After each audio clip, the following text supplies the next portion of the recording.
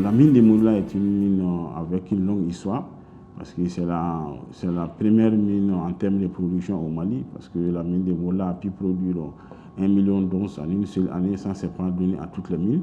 Même en Afrique, peut-être on peut avoir une autre mine, 2 mines maximum, qui ont pu faire 1 million d'onces en une seule année. Donc elle détient ces records.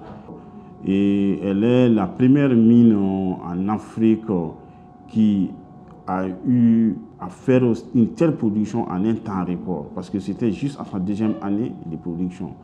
Et la mine, elle était supposée être fermée depuis 2011, mais on a eu des ressources additionnelles qui ont fait que les opérations ont continué jusqu'en 2014-2015. La fermeture était prévue en 2016.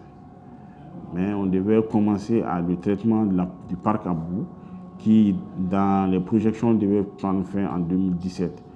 Mais après, on a eu à faire de traiter des mines satellites, comme la mine de Domba, la mine satellite de Domba, Nchola et Viper, qui ont encore donné une nouvelle extension à la vie de la mine. Mais avec Barrick, on avait prévu de fermer la mine en décembre 2020. Et donc la mine devait être remplacée par d'autres activités. On avait commencé à transformer la mine de Morila en un centre d'agribusiness.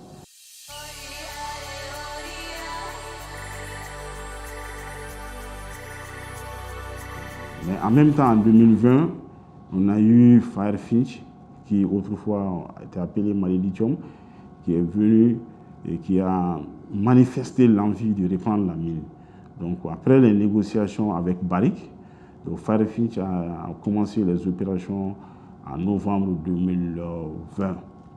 Donc de novembre 2020, on avait déjà fait à peu près en Morila pratiquement 10 ans sans exploration, sans faire des sondages pour essayer de voir s'il y a d'autres possibilités. Mais quand Firefinch est venu, ils ont multiplié les explorations, ils ont multiplié les sondages tout autour de la carrière de Morila. Et à la date d'aujourd'hui, les choses ont changé complètement. De la fermeture, on est en train de projeter la Morila pour 10 ans encore. Donc, mais de toute façon, les recherches continuent pour encore prolonger la vie de la mine au-delà de ces 10 ans. Donc, je peux dire que les perspectives sont bonnes aujourd'hui pour Morila à cause de Firefinch, qui vraiment ici, c'était la désolation totale en 2020. Mais vraiment, l'espoir commence à renaître aujourd'hui. Vous avez vu que l'effectif était pratiquement vers la fermeture avec 560. Aujourd'hui, on est à peu près à 1200. Donc, vous voyez plus de 1000 personnes de plus. Il y a eu vraiment une grande amélioration, un grand changement.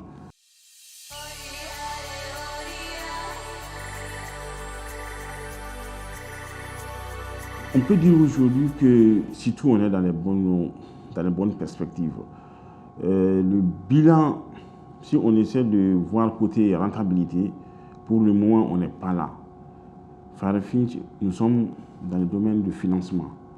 Donc Firefinch a investi plus de 40 millions de dollars déjà dans les différentes activités pour relancer la production. Donc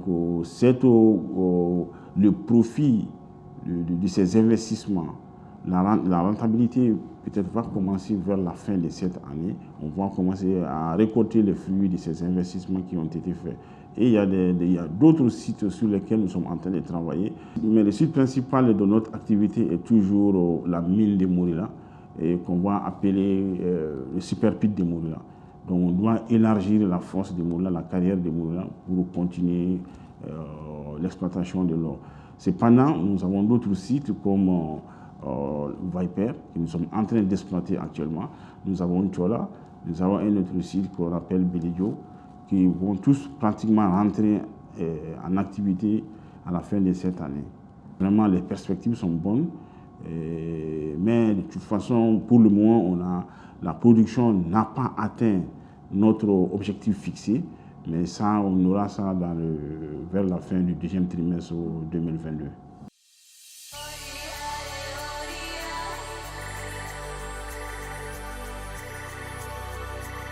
Firefinch n'est pas une compagnie qui veut une très grande profitabilité comme beaucoup d'autres compagnies. Et vraiment, Firefinch, notre vœu est que, vraiment, que le Malien puisse aussi tirer le maximum de profit de cette activité. Parce que nous n'allons pas essayer de faire comme les autres ont fait, c'est-à-dire essayer de prendre seulement la partie juteuse et laisser le reste. Mais Firefinch veut prendre le maximum qui est possible, mais avec pas un grand seuil de rentabilité.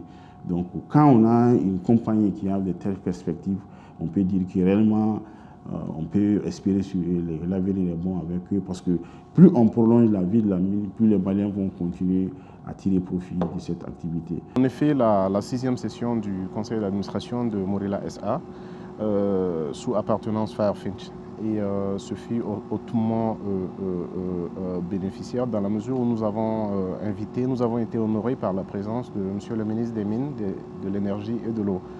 Donc ce fut l'occasion pour nous de rappeler les performances opérationnelles sur l'année qui vient de s'écouler, l'année 2021, et également de donner des directives en termes de perspectives opérationnelles pour l'exercice 2022. En outre, nous avons également profité de cette visite du ministre pour tenir une rencontre avec les parties prenantes au niveau local, les communautés locales, les élus locaux, afin de renforcer le dialogue autour de la problématique portant sur le renforcement des liens de coopération, de partenariat entre la mine et ses communautés hôtes.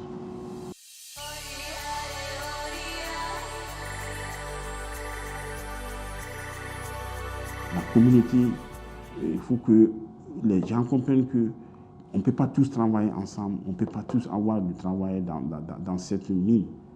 Mais on peut créer d'autres activités auxiliaires qui font qu'on peut vivre de la mine. Si on a des milliers de travailleurs ici, donc on a des milliers de consommateurs. Donc même en faisant d'autres activités, même l'activité maraîchère, l'activité agro-pastorale, on peut bel et bien être un fournisseur de ces produits pour la mine. Nous avons créé un environnement aussi pour que toute la production de la zone soit consommée par la mine. Donc il y a beaucoup d'autres perspectives, mais on veut qu'ils viennent ensemble avec nous, qu'on essaie de créer un environnement pour qu'on puisse tirer beaucoup plus profit, même pour les gens qui ne sont pas là à travailler avec nous, que certains disent que non, moi je préfère même gérer mon activité que de venir travailler dans la mine. Qu'on soit parmi les gens qui sont là à donner quelque chose à la mine et qu'on soit précieux pour la mine. Parce que quand on est un fournisseur de la mine, c'est que la mine a besoin de vous. Donc il ne faut pas que nous, on ait toujours besoin de la mine, mais il faut que la mine ait besoin de nous. Quand on va changer cette tendance, je pense que l'or va beaucoup plus briller pour tous les Maliens. Donc je demande à tout et chacun vraiment de venir avec nous, qu'on puisse unir nos forces pour que cette opération puisse être quelque chose de rentable pour l'avenir de notre pays.